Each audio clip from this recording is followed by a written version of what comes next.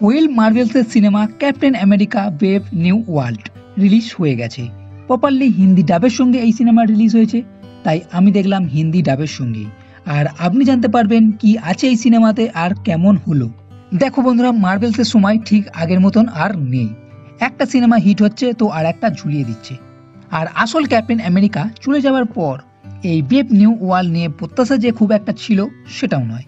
তবে এই সিনেমা যদি দেখতে যান, তবে এর আগে মার্ভেলসের বেশ কটা সিরিজ ও সিনেমা আপনাকে দেখে নিতে হবে, না হলে এই ব্রেভ নিউ ওয়ার্ল্ড আপনার মাথার ওপর দিয়েও যেতে পারে। তার মধ্যে প্রথমেই আছে ইনক্রেডিবল হাল্ক এই সিনেমাটি, এরপর আছে ক্যাপ্টেন আমেরিকা এর সবকটা সিরিজ 1, 2, 3 ও ইটার্নাল সিনেমা। এছাড়া ফ্যালকন ও উইন্টার সোলজারের মিনি ওয়েব সিরিজ আপনাকে দেখে নিতে হবে। এছাড়া এই ওয়েব সিরিজের সোজাসুজি আগের কাহিনী হচ্ছে এই নতুন সিনেমা। তার কারণ ফ্যালকন কিভাবে ক্যাপ্টেন আমেরিকা হলো আর এই যে নতুন ফ্যালকন সে কিভাবে এলো।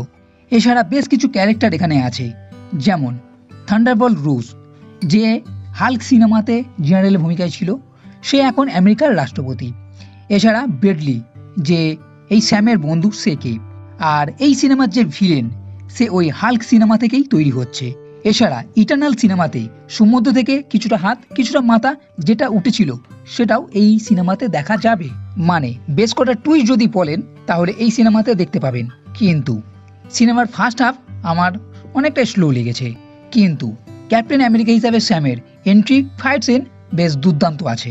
তবে মার্ভেলসের সুপারহিরো হিসাবে যতটা আপনি হয়তো আশা করবেন ততটা হয়তো পাবেন না। সুপারহিরো কনসেপ্ট এমন মাথার মধ্যে ঢুকে গেছে যে ফাইট সিন, দুর্দান্ত ডায়লগ দেখতেই হবে।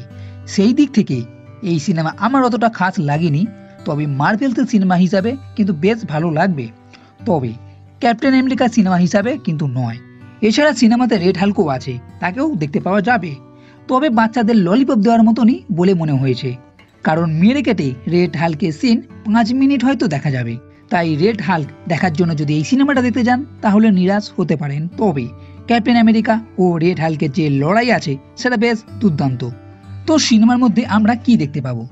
ইটার্নাল সিনেমার শেষে যেটা উঠেছিল তার থেকে ভাইবেনিয়ামের থেকেও বেশি শক্তিশালী এক ধাতু তৈরি করা হয়েছে, আর তাকে পাওয়ার জন্যই সব দেশের মধ্যে রেস লেগে আছে, যার মধ্যে জাপান, ফ্রান্স, ভারত ও আমেরিকাও আছে।